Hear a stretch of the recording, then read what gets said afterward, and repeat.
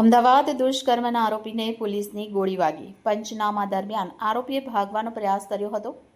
હેબતપુર વિસ્તારમાં આરોપીએ ભાગવાની કોશિશ કરી હતી. પોલીસ પર હુમલો કરી ભાગવા ગયો ત્યારે સ્વબચાવમાં પોલીસે આરોપીના પગમાં ગોળી મારી. આ ઘટનામાં એક પોલીસકર્મી પણ ઈજાગ્રસ્ત થયો.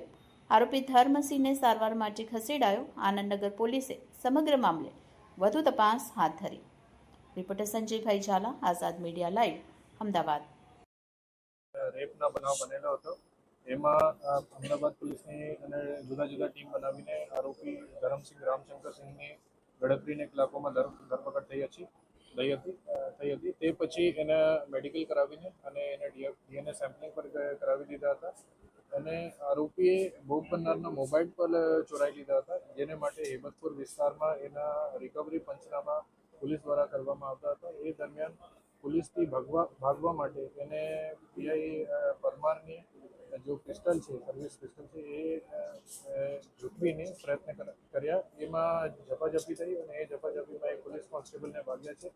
અને એના પછી પોલીસે ઓવરકમ કરવા માટે એને પ્રયત્ન કર્યા અને એમાં બીજી પણ રાઉન્ડ ફાયર થયા. એ રાઉન્ડ એને પગમાં વાગ્યા છે.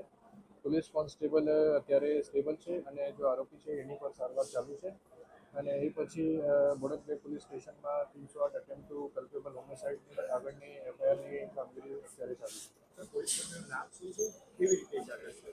પોલીસ કોન્સ્ટેબલ વિરેન્દ્રસિંહ છે અને મેં કહ્યું કે એને ઝપાઝપી દરમિયાન એક રાઉન્ડ ફાયર થયા.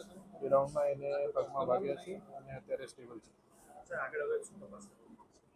આગળ એની ઉપર એક એફઆઈઆર થશે, જૂની 308 IPC attempt to culpable homicide, અને એની ઉપર તપાસ કરવામાં આવશે.